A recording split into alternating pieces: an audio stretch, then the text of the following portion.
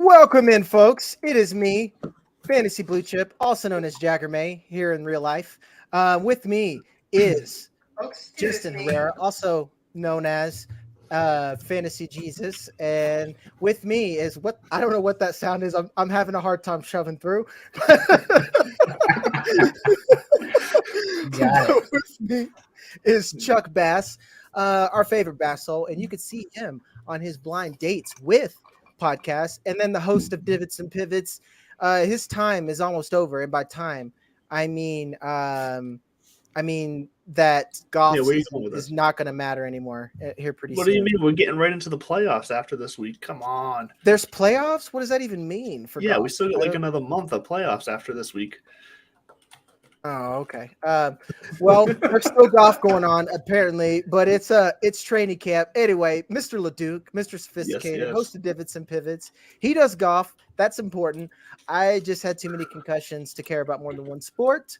With that being said, we're going to get right into the meat of it. We're all here this week. We had a guest fill in because stuff happens and people have life. Unfortunately, Sadly. I do not. Sadly, we have lives. It's a bunch of bullshit if you ask me. And nobody did ask me. Yes. Especially Chuck. He does stuff. Andrew's got kids. I'm just a lonely motherfucker with 2 dogs. And a girlfriend. She just works. With that being said, we're ramping up the Dynasty Cup. I'm going to get that rolling here pretty soon. We've already got all of our analysts in there. We're going to open up to you guys, so look out for that tweet tomorrow. We're going to invite all of you guys in, and the people with no lives. We're going to have a real Dynasty draft, not some bullshit that me, Andrew, and Justin are in that we were talking to off show. Heads up. If you're going to do a Dynasty draft, don't have a defense and just flex IDPs. There's so much wrong with that. But we're getting to the news and nonsense, guys. It happened. Everyone's surprised. I'm not. Alvin Kamara is probably going to get suspended. That's what happens when you beat the living fuck out of somebody. We'll start with you, Chuck. Are you shocked? No, it's like I thought we all made peace with this as soon as the video came out. So it's weird to see this hoopla. I guess it just makes for a good algorithm grab if you're trying to get some looks or some attention, see who's got the hot take. But everybody kind of has the same take. It's one of those weird things where everybody's kind of like spitting out the same thing. And I get it. I like it for, I hate it. I like it. I like it for justice.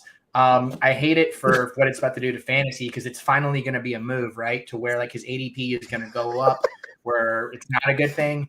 He's been a value all off season. So now he's going to get into that like last year's DeAndre Hopkins range who had that 6-game suspension for the PED. So he's going to climb boards regardless, which sucks. So draft now before the suspension comes out.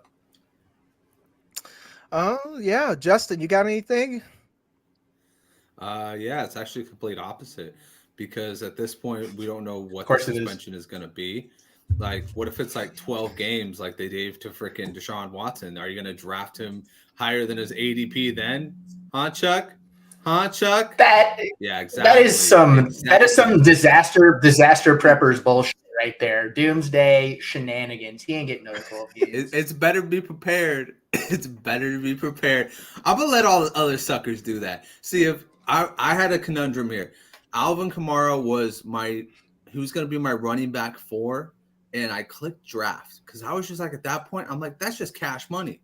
That's good value right there. If I have him as my running back 4 and I already have my wide receivers all filled out, why the fuck not? But if he's looking at like your RB2, I don't want to trust that guy. That's 6 weeks that I might be losing because I have Alvin Kamara as my RB2. So it's all about whatever situation you guys are in. Yeah. Andrew, you got anything to end? Because to me, it's cut and dry. Just like, don't draft Alvin Kamara. You never should have drafted Alvin Kamara, and anyone who told you to draft him probably was like kind of wrong. So yeah, that's where I'm. Never. I haven't been anywhere unless it's been like he dropped to like wide receiver 5 or 6 status like that, and then I'm grabbing him just in case. But no, this has always been that even if Kamara was there for the whole season, Jamal Williams is going to be a factor around the goal line, and Kendrick Miller I think is still going to be a factor because I feel like Kamara might slide into more of a receiver role anyways when he was on the field. So Jamal Williams and Kendrick Miller continue to be values at their current ADPs right now. Still, right now, I think they're valued. I don't even love them. I'm just like, I'm not a Kendrick Miller fan. Jamal Williams is old, but there was 1,000 reasons why you shouldn't have Alvin Kamara. He's old. He punched somebody. He's gonna get suspended, and they drafted someone. That's just like what's the opposite of a holy trinity? Like a satanic quartet. Like it's 3 of those are reasons why I would want to draft somebody. I like that. I like everything, minus the fact that he's old. 3 of them are reasons that I would love to draft him. Just one of my guys from a you get him, buddy standpoint. Chuck is a guy who in fantasy basketball drafted Gilbert Arenas after he pulled a gun on his teammate. He said, "I like that initiative right there." He said, "Give me my money." Dude, he's an all-timer. He's an all-timer, and he's got almost $30 million in dead cap over the next 2 years. I think he'll be a big part of the short term in the Saints with Derek Carr dump off Palooza. That's my opinion. Off topic, I fucking love Gilbert Arenas. But okay, nothing to add there. Alvin Kamara, womp womp. Jonathan Taylor, this is a big one. Damn it, guys. I'm so tired. Like what the worst thing about covering football is for 6 months, all you're talking about are unhappy running backs. Like it's like the 3rd year in a row now. And then now it's always your best guys. It's like, do we start adding that into our analysis? Don't if a running back's too good, don't draft him because he's going to have a contract dispute at least one season. It makes no sense. I'm going to put a spin on this. Let's start. Do you think he'll get traded? And then where will he get traded to? Andrew, we'll start with you. I don't think he's going to get traded just because I think Jim Irsay is showing that he's crazy enough with his comments to where he's just going to give him the big, double freedom rockets and just say screw it and keep him and let him sit around until he decides to play. So yeah, I don't think he's going to get traded. I think this is going to be a big problem for fantasy owners. Yeah, I don't know. Irsay might trade him for an 8-ball or something. Just like maybe not a player or something. He's coming to my house if that's the case. He's be my co-host if that's the going price. Oh yeah. Like Irsay would trade him for the last Quaalude on earth. He'd be like, "Oh yeah." Justin, do you think he's gonna get traded? And if he does, who's gonna buy him? I hope he gets traded. I don't know if you guys watched the Mother Show that me and Jagger were on, but I put on a little thing where I said trade him. I threw a little fit. I said trade him, please, fucking trade him. Get him away from that god awful line. Put him around some good players, and let's see what this fucking guy can do. Will he get traded? No, because Jim Irsay is just he is the epitome of an SOB, and I just guy has a franchise because his daddy was fucking being a mafioso back in the day, and now all he does is snort cocaine, drink beer, and run the Indianapolis Colts clear into the ground post Peyton Manning. So he collects a lot of guitars too. What's that? He collects a lot of guitars too. Okay. Oh yeah. All of his heroes were coke addicts. Got it. That's what I was gonna say. I was like, yeah, like guitars are like the second coolest thing to do cocaine off of, right after like a knife or a sword or some shit. So especially if it's signed by Jimi Hendrix, because that's just the dopest thing ever. Dude, sword is number one if that's an option for sure. It's number one. Like nothing beats us. Yeah. You just got a katana that's just lined up, and you go in Jim Irsay's office, and he's just like rails wood. He's like, I brought the sword out because you cut, son. Like I could just imagine him cutting a player. Oh my god! Even doing that shit off jokes- of a hunting knife, you're just like out there. Let's go kill some shit today. like my roster and fan base's dreams. So Chuck, do you think he gets traded, and who does he get traded to? So I'll reverse this. So I will say, well, I agree that the best move for him from a fantasy perspective and for his career is to get traded. And I would love for him to get traded to the Rams. Seems like the most obvious candidate for me for a team that doesn't realize that they aren't in a win now scenario, but they actually are. And if you don't have any picks left, why not throw a few more potential comps out there and try and be competitive? I think he would be great on them, even with not great offensive line. I trust McVay more than I would trust anything else. So that being said, I think they pay him. They've got some of the least amount of long-term contracts in the league, and NFL teams have 4 years, $50 million, in dirty laundry in their wash. So I think he gets paid. I don't think Jim Irsay has ever done anything that really has stepped over the line. He's an asshat and he says stupid shit, but he's never done anything that's like, that guy's a bad owner. Like he's really mistreating his players. Andrew Luck is why the Colts tanked. All right. It's on his shoulders. It's not on the owner's shoulders. He bailed on the team because he got hurt. Whose fault that is up for debate. But I getting rid of Jonathan Taylor for a reason like this, when they don't have any reason not to pay the running back with their roster in the short term, trying to build something, there's no reason not to. That would be stepping over the line and setting a bad precedent for potential free agents, coaching hires, whatever have you.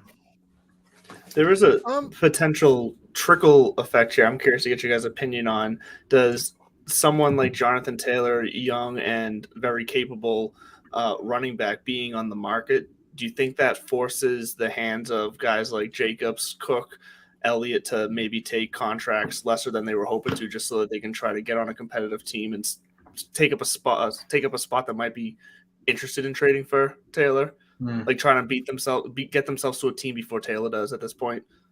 Jacobs is the only one who belongs in the same sentence as Jonathan Taylor, but I think for sure in that sense, I just means more so like get the money while they can. Do you think they might start to have, instead of looking for the most they can get, they might switch their mindset to say, let me just take what I can from a capable team before they crossing the picket line? Yeah. I mean, you kind of have to. Let's say that you're I don't know, you're trying to get that last paycheck so you can buy your car lot, whatever, so you can retire. You might need to play for like the vet minimum or something like that, or some pennies or something like that. I don't know. My real question that I've started to think about, and I got this sinking feeling.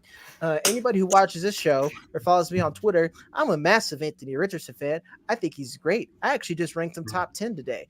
But does this, and actually Chuck's point makes me feel better, that like Jim Irsay hasn't been an awful owner. He's been a dumbass owner. Like he just needs to shut up, but he hasn't been like bad per se. Like he's kind of taking care of his guys, and they've always extended their talent. And maybe he is just playing to the market. And then maybe Jonathan Taylor really does just have the worst agent in the world. But are you worried about Anthony Richardson's development? Because you know what really, really feels good for young quarterbacks need development? Having a running game to lean on so that you don't have to throw the ball 30 times a game. Does this worry you guys for Anthony Richardson? Chuck, we'll start with you, and then straight from the bottom. We don't give a shit anymore. Chuck, we'll start with you. Yeah, it definitely would worry me because when you're the only playmaker on the team, and speaking as of right now, that's not to discount the wide receivers or their potential development, but when you're the only playmaker on the team, you put yourself in high-risk situations to make something of yourself, which is what happened with Justin Fields. And Justin Fields carried the team like amazingly last year from like an excitement standpoint, but it doesn't necessarily translate to wins. Doesn't necessarily translate to, great EPA per play, anything that you would want to see out of young early development. So I think, though, it's necessary to re-sign him because he is, like you said it, that about him belonging with Josh Jacobs. He is on that short list of guys that I think can revolutionize or at least high power a running game without terrific offensive line play or terrific scheming. He's in a very like Derrick Henry, Nick Chubb. He may not be as good as those guys, but he's in that tier of like game changers. So for sure. Anyone else worried before we move on to an injury? Well, I am just, and it's funny that you bring up injury just because the Colts have already suffered Zach Moss breaking his arm. So they're really down to behind Jonathan Taylor, whether it's just in a backup role or taking his place because Taylor does get traded. We're looking at Evan Hull, the rookie, and Deion Jackson. Now, Deion Jackson has proved somewhat capable, but I do agree that they have no choice but to sign Taylor back, or to make Taylor happy is what I should say. Because behind him, there's really nothing proven. And are they really going to run out a rookie quarterback and a rookie running back to run that offense this year? I can't see how that would work. For sure. And you actually bring up an excellent point. Evan Hull, you should have already rostered him. And if you're talking to folks like me, Evan Hull, like he used to be called College to Canton CMC. Because if you're in those type of leagues in there, like this guy's an excellent pass catcher. And I think he could have made it on the field even with Jonathan Taylor. Sure. Yeah, JT is going to be your RB1, but Evan Hull can do it all. He's a willing blocker. I think out of the like receiving backs, he's probably the most underrated receiver that came out of the class behind Jahmyr Gibbs. And I don't say that lightly. Like, he's very good. So definitely pick him up. They picked up a guy that I don't know his name and I don't care about. So until preseason starts, we'll move on for that one. Cooper Kupp. Cooper Kupp tore his hamstring. I, for one, don't own any Cooper Kupp, and I got flamed for rankings that we'll talk about later. And this is a reason why. Like, when you get 30 years old, these injuries start to creep up. And when you think about how bad the Rams are anyway, you kind of felt good about the Rams if Cooper Kupp and Stafford might be able to recreate even 75% of that magic. Would have been really good. Justin, how do you feel about this injury? Are you worried? Do you think you should have already been fading Kupp? Are you panic trading? Where are you at? No, I'm not doing any of that type of stuff. I'm just going to let Cooper Kupp show you what he can still do, because him and Matthew Stafford, like you said, if you can get 75% of what that was, you're going to be on fire. And last year, they showed you that for the amount of time that he was on the field, whether they were win, lose, or draw, they were producing. And that's because Cooper Kupp is by far the most talented player on the field. When Rams versus whoever, he's the most talented guy on the field. And, you know, for that, I'm going to go ahead and keep him, and then I'm going to trade him like mid-season, because that's the best time to do it when somebody else is kind of having like their issues at the receiver position, and they're saying to themselves, I need that star receiver to put me over into that championship, situation, or put you in that picture. They're going to come knocking at your door. They're going to say, hey, what do you want for a 30-year-old Cooper Kupp? I'm going to say, I want at least a first and a second, if not 2 firsts. That's insane. I would never trade that to you in the heart. Like that, I would never do. Sign up for the Kupp now, folks. Get in the Kupp while you can. Get there. Yeah, I was just like, don't get in Justice League because he's gonna try to bend that ass over. Bend you over the barrel and show you the 50 states. Andrew, where are you at on the Cooper Kupp situation? Panicked, not because I have any shares of them, I don't, but this it's still just too recent for me. But this was Keenan Allen for me last year. Hurts his hamstring in preseason, and then they keep saying, "Oh, he'll be back next week." I forget what week he came Keenan back. Allen is Keenan Allen every year, though. Fair enough, but with hamstrings, I spent a lot of time talking with Brian Scott over at the injured podcast last year, and this just reeks of potential what Keenan Allen was last year, where it's just drawn out. You don't know at the beginning of the week. It looks like he might be back that week, and then next thing you know, he's doubtful come Friday, and you're scrambling. And I want nothing to do with that. I can't do that 2 seasons in a row. Yeah, I agree. Chuck, you got anything? Like you like old guys according to your wide receiver rankings? What's up? I love old dogs. That's why this one hurts the most. Because it really, it's so many factors that are negative around Cooper Kupp, let alone him as a player. I mean, who I love, he's great, right? But it did kind of feel like this was going to be a last hurrah for this team. You don't just have Stafford, who feels like he's 1 foot out the door. You have McVay, who's flirted with retiring. You know, the 3 oldest players on the team are the only guys who have the biggest or 3 or more year contracts. I mean, like, this run is coming to an end. There's bound to be a shakeup, whether it's acquiring another star wide receiver, which they thought they were doing last year, but they had their head in their ass with Allen Robinson. So, I mean, this window that he's had, you know, he did what he did with a great quarterback playing at a high level and 0 other competition. And I do mean 0. So his opportunity to still be a top 5 guy, I think, is jeopardized, which is what people are still going to value him as, like Justin said, over the next couple of years. So I just think that this is like just one that you chug your drink and tip well, because it was a good run. Yeah, like you're probably holding if you had him on a competitive roster. And like Justin said, you're hoping to eat that ass week 6. You're like, hell yeah, baby. If someone will give you a first, you need to giggle your ass all the way home. Just like, there's a bunch of tee-hees, take a shot to call your mom and tell you love her. Because to me, we're at the cliff right here. So we'll stop there with news and nonsense. We'll pay some bills, and then we're going to talk rankings up next. Fantasy Sports Corp and Underdog Fantasy have teamed up to start your fantasy season off in the win column with Best Ball. What is Best Ball? It's quite simply the easiest way to win. No team management, no trades, no waivers. It's their biggest contest ever, and it has only gotten bigger. You simply have to sit and win. You don't even have to set your lineup. Always get your best score every week. Just enter a contest, draft your team, and Underdog will do the rest. What could make this even better? How about free money, up to $100 using our exclusive promo code? Go online now and use the promo code TSS Dynasty to double your deposit up to $100. You tell them Gingerbread sent you. Good girl.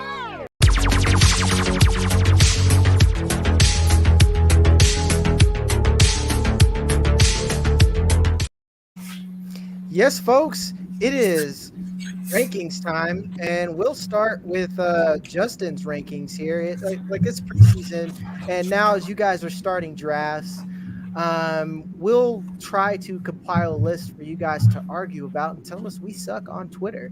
So with Justin's, his are pretty scratch at the beginning, not really. A hot take. Garrett Wilson at wide receiver 2. I love it. I love the balls. I love the moxie. Explain the move, sir. Mute Justin. What a pro. Let's face it. Took his breath away. So you got stage fright. It had to be somebody. Every once in a while, I get caught up into it. But anyways, Garrett Wilson had nobody last year, and he still finished 21. You know, he still finished only 30 points behind Jamar Chase, who was in a super-powered offense. Guess where he finished? 11. So I'm looking at this as Garrett Wilson's getting an upgrade, a real upgrade in Aaron Rodgers. They're already seemingly like connected. They absolutely he loves throwing the ball at Garrett Wilson. So why not take that big step forward and go ahead and say Garrett Wilson is going to be wide receiver 2 for at least the next 2 to 3 years. What Aaron Rodgers has so far guaranteed Garrett Wilson he will be his quarterback at. No arguments for me. Like the Aaron Rodgers thing scares me a little bit, and I think Jamar Chase is hella talented and has Joe Burrow, so that's the only reason for me to have Jamar Chase ahead of him. I'm gonna go to your sworn enemy, Chuck Bass. What do you think of Garrett Wilson number 2? Oh God! How many shows have we done? We're sworn enemies now. I think Garrett. I actually love his rankings overall. The Garrett Wilson one is the only one that I could pick apart if I wanted to. But it's like, you know, how granular can you get with this stuff? I mean, he's unbelievably talented at such a young age. You know who else was? Jamar Chase. So I mean, it's like you just flip a coin with these guys. My only concern would be, like you said, Jagger, was that, you know, I think Burrow and Chase has a chance to be one of the all-time connections, and I just don't feel that way about what's going to happen in New York. But I mean, it's like, okay, are we playing 3 years? Or are we playing 10 years? It just depends on how you're looking at the equation. So I'm drinks up for it. For sure. The next thing, like, well, two of you had kind of the same thing, so we'll leave the what I think is the AJ Brown disrespect for later. We're gonna have a whole thing. It's like so Andrew's painful. entire- Why did I not bring that up? What the fuck? Because you're literally spending my entire rankings talking about it, so we'll get there. Yeah, I was about to say, it's I a love whole it. I fucking thing. want to talk about it. Let's go. I want to talk Justin, about I'm just glad it. I wasn't the only one. We're on the same wavelength. Yeah, Oh, hold yeah. it in, Justin. Hold it in, because you two are on a team. But one I thought was a head scratcher. You have Jerry Jeudy at wide receiver 15. Is this because of the recent injuries? Like that's bullish. You love you some Jeudy right there. So I'm all in on the Jeudy train. The guy is young, talented, extremely crisp route runner. Like, I'm all in on that. What does that remind me of? Devonta Smith. So all I'm looking at is, can this guy stay healthy? He was healthier last year than he's ever been in his career. I think he's just getting better and better. Can Russell Wilson fuck this whole thing up? Yes, of course he can. But I have more faith that Sean Payton won't let him fuck this whole thing up. So, yeah, I'm going to roll with Jeudy as my number 15 because I think that he's really creeping up on that top 12, just like Brandon Ayuk, who is actually broken into the top 12 a little bit higher than Jagger over there, weirdly enough. That's not the homer me, I promise. That's not the homer me, I promise. My whole thing about Brandon Ayuk, because like we'll all talk Brandon Ayuk in a minute, but I mean, that was the only one. Like Jerry Jeudy, I guess now I want him more. It's 100%. Now that Tim Patrick is gone, it does make me feel better. Like everything has said that they love Tim Patrick. They said they loved Tim Patrick last year when they paid him, and the fact that Sean Payton comes in and the hype kind of continued. It made the whole situation rather muddy to me. Jerry Jeudy, I think, is very good. I think he's probably a shade below Brandon Ayuk and Deontay Johnson as far as route running goes, but I think he's an elite separator. It's just been getting him healthy on the field and with a quality quarterback at the same time. And like Sean Payton, this is news to you guys if you didn't hear it. He said that whole situation sucked in Denver, and I don't think anyone was shocked. That was like the whole thing. He went in on it. I've never seen a coach disrespect other people like that. Honestly, I love it. It was like a wrestling promo. He came out like The Rock, and he's like, I'm going to come down and lay the smack down on New York because the Jets suck. Nathaniel Hackett can't coach, and now I got his whole team. It was fantastic. So I'm all in on Russell Wilson. I'm all in on Russell Wilson and ADP, and I guess I should be higher on Jerry Jeudy. Andrew, where are you plus at? Courtland Sutton. Let's face it, Courtland Sutton has not followed through with his promises from what he had with Drew Luck. I'm officially calling it a fluke season. He just rode the freaking train that was Drew Luck. Drew Luck just kind of lobbed it up there and just said, and Courtland Sutton's like, oh, cool. No expectations. Let me go get it. And now there's expectations all over it, and he is totally falling. Jerry Jeudy has followed through with his expectations, right? Well, I mean, he's done better than Courtland Sutton has done. Here's where I agree. Are you gonna debate that, Chuck? Are you gonna debate that? Has he done better? Debatable, absolutely is debatable. Has I don't know if better is the Has term. he done better? I think that Has Courtland Sutton done better than Jerry Jeudy in these past 2 seasons? Similarly.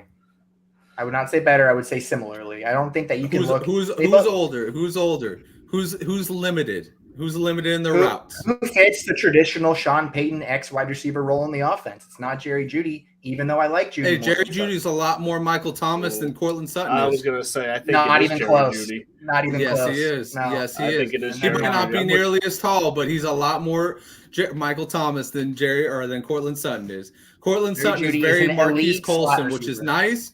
But guess what? If it doesn't hit, it's going to be miserable.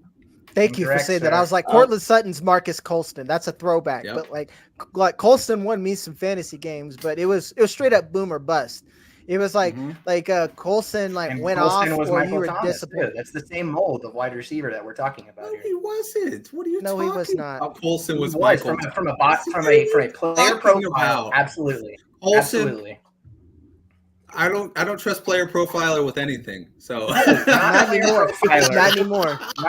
Not player profiler from a player profile. I know. I'm just fucking around with you. I'm sorry. This is why we're the best of frenemies right now. Yeah. Look, here's where I agree with Justin when it comes to Jerry Jeudy, because I don't remember exactly where I have him ranked, but I'm pretty sure it's fairly similar. I said it a few weeks ago that whenever this team reshapes to be after Russell Wilson and Sean Payton's eye here, they're going to build it around Jerry Jeudy as far as the receivers go. Courtland Sutton he might not be on this team anymore.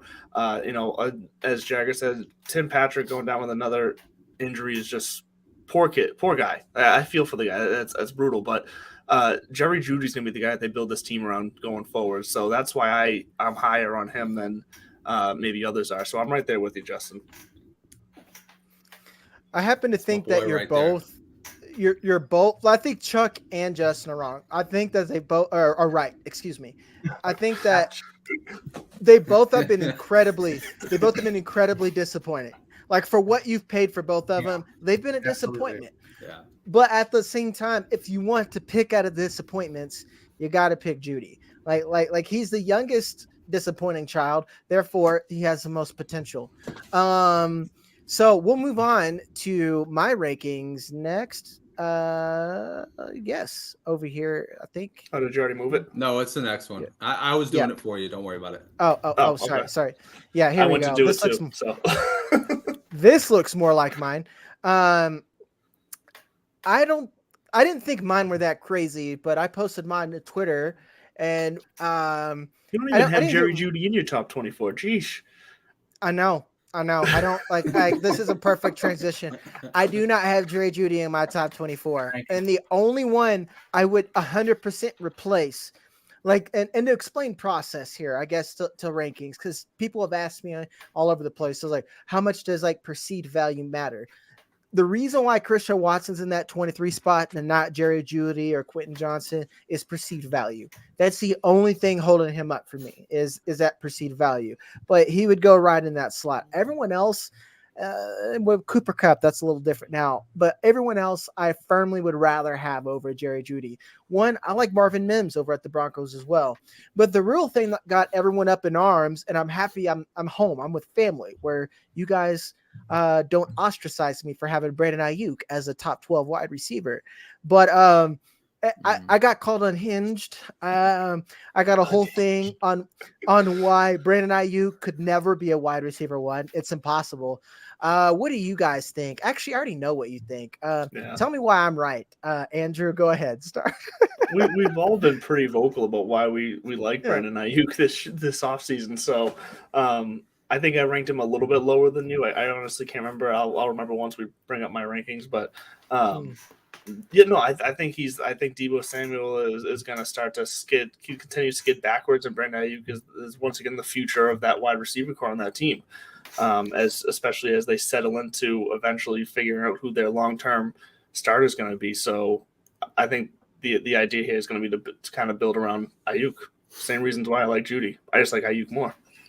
Yeah, and like the argument that I've heard is like wide receiver one isn't in his range of being a wide receiver one, not the wide receiver one, isn't in his range of outcomes.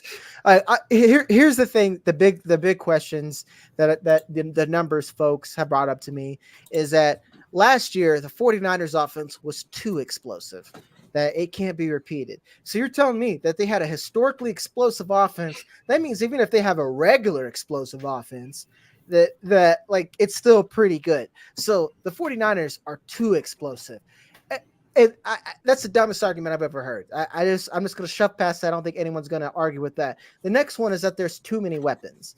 This is an argument that I'm willing to listen to an extent if it wasn't for the fact that you used and deploy tight ends and running backs differently. This is me getting in the X's and O's a bit, but I don't know. Justin, you're the 49ers guy. So I ask you, is running backs, last time I checked, most of the time they live their life in the backfield. So there's always going to be someone in the X spot or in a flanker spot. And I think that's going to be Brandon Ayuk. Next, do you really think that Deebo Samuel's that good? Because everything has told us that the one season he popped off was a little bit of a fluke. I just don't get it. Like, you're the 49ers fan. Tell me why these people are crazy and argument against the the Brandon Ayuk, it's impossible for him to be wide receiver 1 argument. Like bring them to reality, Justin. Please help me.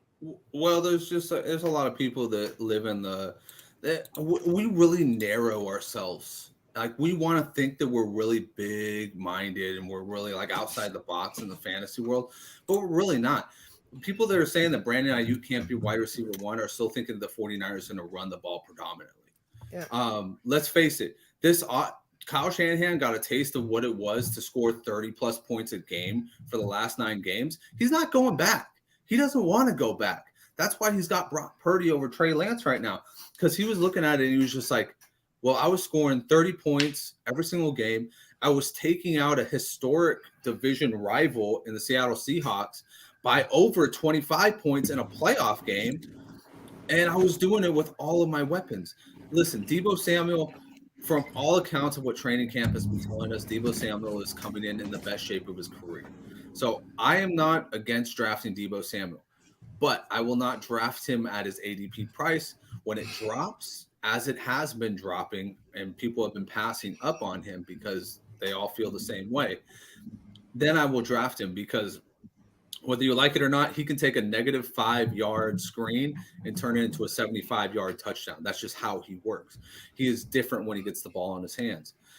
Brandon Ayuk, though, everything that's coming out of camp right now, and like, I would go to you guys for, ears to the ground on Patriot stuff, but everything coming out of camp right now is he is the most dominant player in camp. He is the guy who is untouched. Like, they've put so many corners on him, nobody can hang with him. Ward can't hang with him. Amador Lenore, an emerging corner last year, can't hang with him. These guys, nobody's sticking. He is just wide open. He's catching contested passes. Anybody's throwing it to him wide, he's going up and grabbing it. Everything that I've been hearing, he almost seems like he's Mike Williams, if Mike Williams was doing what he did 2 years ago and was running every single route. Like, he was just everywhere, and there was nothing that was escaping his radius.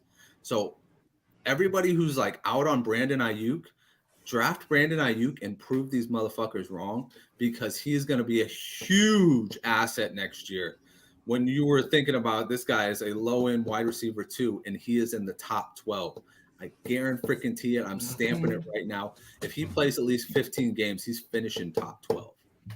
Yep, I agree. Chuck, take us home on this before we go roast Andrew and Justin for fading AJ Brown. I don't disagree with anything I don't disagree with anything any of you guys said, because I love Ayuk and I think he's supremely talented. I just think that the offense itself is the only trepidation. I mean, I still think you could make a strong argument that he is the 3rd best player on the offense. I'm not saying that's the case, but you could make a damn good argument that Kittle and McCaffrey are better players. The offense itself, it features all kinds of different things, right? You talked about RB slots or RB usage. Well, McCaffrey, since he got traded to the 49ers, he had an ADOT of like 2.4. They put their backs downfield. They use them as wide receivers. They spread the ball out tremendously, and they attack mismatches. Jeff Wilson's ADOT, when he was traded from the 49ers to the Dolphins, it went down like almost a full yard. They'd use all of their guys like that, not just McCaffrey. So you have to be careful about where the touches are going to. You know that Deebo's going to be involved. I think he's a long-term buy. That's why I agree with you guys. I think he's the future of the team, not just now, but long-term. So that's why I'm completely fine with him over somebody like Higgins, who I love, over somebody like, Drake London, who I love. I mean, you're betting on talent. And 49ers offense is always going to be super relevant. Awesome. All right. Well, we'll pay the bills one more time, and then we'll go over Andrew's and Chuck's rankings next. Jazz, Sportsbook, Casino, and Racebook, the world's best resource for all-purpose online wagering. For over 20 years, Jazz has provided the best and quickest payouts in sports and entertainment wagers. Live sports betting, covering all the major sports leagues, and even into the new and exciting world of esports. Down the stretch you'll come, with Jazz's online horse wagering. Get paid when you play with Jazz's fun and exciting online casino games. Go online now and use the promo code TSS for our new members deals. Jazz Sportsbook, Casino, and Racebook, the world's best resource for online wagering. Jazz Casino, everybody. Make sure to use those codes because that's the way we get paid until we get more viewers. So next we go to Andrew's rankings. And boy, you have Devonta Smith over AJ Brown. Justin had him low too. So this is your rankings, Andrew. So you start first, and then we'll just go from there. Just take it away. Please explain this to me. I will say I do have him slightly higher than Justin. So that can be worth for whatever it is. No, my reason for Devonta Smith. Don't shoot me now. I was on your team, bro. Shut me down like a dog in the street. My reasoning is because I'm not convinced. So one, I think Devonta Smith. This is the year Devonta Smith's going to take a bigger jump over AJ Brown, anyways, as far as production in the offense. But also, I don't see AJ Brown finishing out his contract extension with the Eagles because they're going to have to re-up both Devonta Smith and Jalen Hurts here in the next couple of years. I could see them getting out of AJ Brown's contract in a trade in that last year of his contract, and who knows what type of team or production he's going to be going to. He's not going to be on the high-flying Philadelphia Eagles offense anymore. So for that reason, from a long-term stance, look, I think AJ Brown is still going to be completely capable here in the next year or two as a top 10 potential receiver, but just long-term, I like Devonta Smith being stable and set in a high-powered offense with Jalen Hurts as the quarterback. Justin, what's your reasoning? Is it that? Is it something different? Is it more convincing? Because I still think Andrew's crazy. No, it's a little of that. I think Devonta Smith is more of the legitimate possession X receiver. I think he will get targeted a lot more in this offense going into his, I believe, third season, if I'm correct. And so, yeah, so I think that, we're going to see AJ Brown and Devonta Smith kind of be like the Eagles versions of T. Higgins and Jamar Chase. But I think that they actually want to give Devonta Smith the ball, unlike T. Higgins aspect of it, where he's always going to be our dream wide receiver one, top 12 guy, but he just never makes it because Jamar Chase is on the other side. I think that's not the case with Devonta Smith. He proved last year that he can do just as much as AJ Brown can, and I think he can do so yeah. So I'm rolling with Devonta Smith long term here. I think he's the future of the Eagles offense, and Andrew put it well. I think that there could be a trade or a reduction in contract in the near future for AJ Brown. I mean, let's also remember AJ Brown has a legit history of injuries, and those soft tissue injuries do mount up, kind of like what Andrew was just talking about, that Brian was talking about with the hamstrings. Soft tissue injuries kind of just always are nagging, and they're always there. Devonta Smith, for what it is worth, and I am knocking on wood right now, the Slim Reaper has been spotless in his record. He has made it to every single game that he is supposed to. Yeah, it's just I don't know about you, Chuck. It's hard for me to get there. Yeah, Man. I think AJ Brown is just really good. Go. Do you guys want to tell me what the Eagles' passing rankings were before they acquired AJ Brown and then after? And let me know who you think the difference maker on the team is after they trade a first-round pick and give him a $100 million contract. They had Devonta Smith on the team before him. This is the guy that makes the offense go. He's the guy who takes Jalen Hurts off script and says, fuck it, AJ Brown down there somewhere. I'm throwing him the ball. He's the one that makes all of this go. He's the guy there. That's not knocking Devonta Smith. He's very close in my rankings as well. But he is the game-breaking wide receiver on this team. There's so many other factors, though, that brought their passing rankings higher, though. Not just A.J. Brown. It was the development and rise of Jalen Hurts, which, yes, A.J. Brown had a part of that. To A.J. Brown. I won't disagree with that, but that was a part of it. But there was also coaching changes in there. There was also Devonta Smith, the rise of him. Like, it wasn't just A.J. Brown, though, that brought those passing. I think the fact that he was the catalyst. He was the But it doesn't mean that he's going to be the long-term The catalyst solution. isn't always the long-term solution. The catalyst just bring it. But I mean, like, look at what that projects for a player of his skill set long term when you can bring him into one of the lowest volume passing offenses in the league, and he can bring that sort of element to the team. There were a large segment of people, probably the majority of people, who didn't even think Jalen Hurts was capable of being a passer in this league long term, and now he's viewed as one of the most efficient. AJ Brown is just as much a stamp on that as anybody else in the equation. Yeah, that's where I'm at. I think that AJ Brown is a younger Jamar Chase. Maybe Jamar Chase is a little bit better, but like their game styles are the same. They are. I mean, excuse me, older Jamar Chase. Sorry, other direction. Jamar Chase. Like their games are about the same.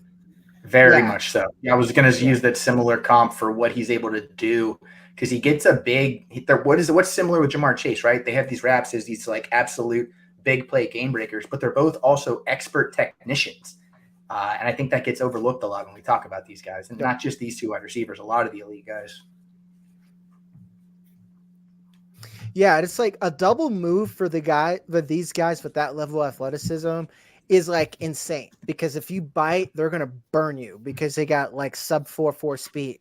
And not only that, these are 6'1" jacked monsters. Like they're built like Debo, but they actually are good at wide receiver. So it's hard for me to put him any lower than Garrett Wilson there. But again, like it's hard for me to argue guys against your Devontae Smith arguments as well. Cause I think like this whole narrative where Devontae, like, it's almost the same mold as Brandon Ayuk, where like, well, it's impossible for him to be good unless Dallas Goedert or AJ Brown are hurt. One, I think Devontae Smith is just as a football perspective is much more talented than Dallas Goedert. I'm not saying Dallas Goedert isn't a good tight end, but when it comes, if you ask any team, would you rather have Dallas Goedert or Devontae Smith? It's not even a question that they'd rather have Devontae Smith. That's why I don't understand why people get caught up. So with that being said, we'll move on to Chuck's rankings. Oh boy. And Chuck's here his are a lot closer to mine per se. They're not like crazy or anything like that. But where people, again, I'm going off of like Twitter and what's been going on there. Jackson Smith and Jigba already top 12. I've been there. Why are you there? I'm just reading the landscape. I think he's got caught in this blender of what is perceived as a potentially disappointing wide receiver class in comparison to previous years. And I think he's the big name, so people like to attach a little bit of negativity to him and the fact that he went to a team with two other pretty good wide receivers. So there's a lot of poo-pooing and reasonable poo-pooing going on with him. But I just think he's a supremely talented player, and he's going to be the next man up there sooner than people realize. And that's a team that's putting a lot stronger emphasis on the passing game. So I think he'll be, I think he's going to be what a lot of people would have continued to rank DK Metcalf as going forward had they not made this draft pick. So you just slide him in there instead. Yeah, I agree. And he's showing out in camp. And I know this is just coach speak and players talking and hyping him up, but everyone says that JSN has been the most talented player in that locker room. And you think about what he did in college and the wide receiver room that he's in, probably one of the best wide receiver rooms I've ever seen in my football career, whatever, or analyst career, whatever the fuck you want to call it. As long as I've watched football, I've never seen it. He's forced himself onto the field, and the only thing that has taken him off is title. That's an Ohio State problem. That's not a JSN problem. Like, I'll let you have that. Yeah, it's like fuck Ohio State. That's not what I'm saying. Yeah. Like, still always fuck Ohio State. But for fantasy, I love JSN. I love their receivers. So that's where I'm at. So I didn't think it was too crazy. And then for your last little nugget here. Hang on, my notes got all jumbled. Talk to me about Quentin Johnston. Why do you think he's already top 24? Tell me. Because the reports coming out of training camp is that he is the most impressive player on the roster. No, I just think that he's going to be. I think it's the same reason that I would argue for JSN. I think that he's the next man up on what will be one of the premier offenses in the league for the next 10 years. I think he's an extremely talented guy, And I think he's checking off the hater boxes pretty quickly. I mean, look, I'm not going to put a ton of stock into training camp slow motion videos against, much smaller cornerbacks in 7-on-7 drills. But I just haven't seen anything from him that would give me even a slightest doubt of reasonable concern. And it's just tough, because we're doing rankings, right? We're not doing tiers. I have him in the same tier as Zay Flowers. So it's not like it looks worse when you're looking at it 1-to-1. But I mean, I just have a lot of optimism for a lot of these guys and their situations being attached to strong quarterbacks going forward. Yeah, I've come around. I was one of those quote unquote Quentin Johnson haters, and like, let me explain this because one I've seen from like Drew, Bean Counter, whatever you know him as, but over at Bulletproof, any Quentin Johnson highlights, he says body catcher, and you talk to anyone who's watched the amount of film someone like me has seen on Quentin Johnson. He didn't do the things that he is doing at camp in college, and I can only grade. Crazy. I can only grade what I saw in college. Like if he was doing that shit in college, I'm in like fuck yeah, 2J wide receiver 3 still because I like Zay Flowers. But regardless, I think we've all had somebody on our teams before that practice a little bit better than they actually perform in the game. That doesn't amaze me. What amazes me is that he couldn't get off the block against Keely Ringo, who's a 3rd-round pick. Yeah, I mean, you made an excellent point. It's still training camp, and like I don't want the guy to succeed, but like I no longer hate people for having their top 24. So with that being said, we'll jump back to kind of JSN. I noticed you have DK Metcalf kind of low even for me. Is it because you like JSN that much more, or what's your thought process there? I do. I think he's going to take that baton. Tyler Lockett's held for the last several years. He'll be perpetually drafted lower and yet will perform as well, if not better. I don't think DK Metcalf is going to age well as a wide receiver. So, that's tough for me. I still love, what he makes the offense go in a certain way that the other guys just can't. So you have to include him there, especially at age too. God, when you look at it, every time I see a picture of him, I'm like, God, man, he's got to be close to getting 30. He's like, no, he's fucking still only 25. So you have to give him a lot of credit still. I just think that his ceiling has been capped, and I can only give him so much credit unless the offensive passing, attack there can shift itself from efficiency to volume in the next several years. That makes a lot of sense. I've been low on DK Metcalf. I get he's an alpha and all that, but like I'll keep saying it until it's wrong 100%. It's he is a high-end gadget player, in my opinion. Like he's very, very good at what he does. But players like Lockett and JSN, you put them anywhere. You put Lockett on the outside. You put him in the middle or in the slot. You can put him in flanker, and this dude gets open. He will not fight for extra yards. He will fall down. But that's also kind of you got to think that has to do with his longevity here. Sure. Yeah. So like at the end of the day, guys, these are rankings. One thing we'll do in the future is we'll put these guys into buckets and tiers because like what I want to like for quarterbacks, for instance, on here I personally think if you walk away from a fantasy football draft and you have Patrick Mahomes, Josh Allen, Lamar Jackson, or Jalen Hurts, you have a very, very good player. Is there someone I may prefer a little bit? That's fine. And same thing, wide receivers. If I have Justin Jefferson, Jamar Chase, A.J. Brown, and Garrett Wilson, I'm grinning my little ass off. I'm posting screenshots and flexing on everyone because I got a good player. So when you guys take these rankings, make sure that you kind of think about how the buckets that we have them in, and then make your own because, like, again, these are what we think and we give you our reasoning. Don't get caught up in, call us an idiot on Twitter. I actually do that because it generates SEO, and you guys have given me a lot of followers here lately. So if we want to talk about the business, Nice. So.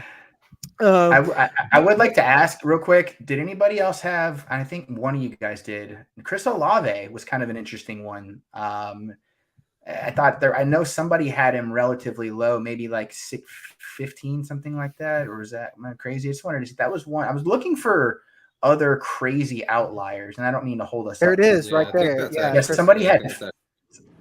Yeah, I had him at 15. I missed that So one. can I- Can I get a quick? we got Can I 2 get a minutes. little why? Yeah, just a quick why. That's mainly just because I love Chris Olave. I really do. Mhm. I just have no clue what the hell that offense is going to look like going forward. Basically, that's really what it comes down to. I think he's a game changer, a playmaker.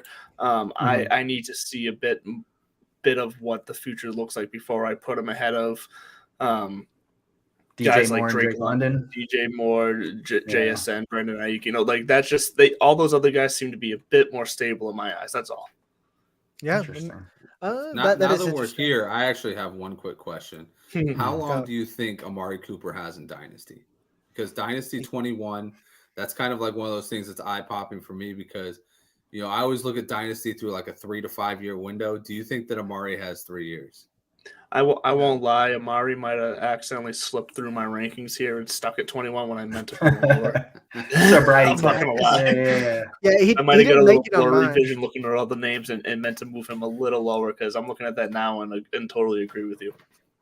And that's one of those things in redraft. He's probably 21, maybe a little bit higher. But in Dynasty, you're playing year to year with Amari at this point, and you don't know what Cleveland is at. So, like, again, guys, like sometimes when you look at these rankings, they are Dynasty. So it's a lot of perceived value is going ahead of guys that are going to produce right now.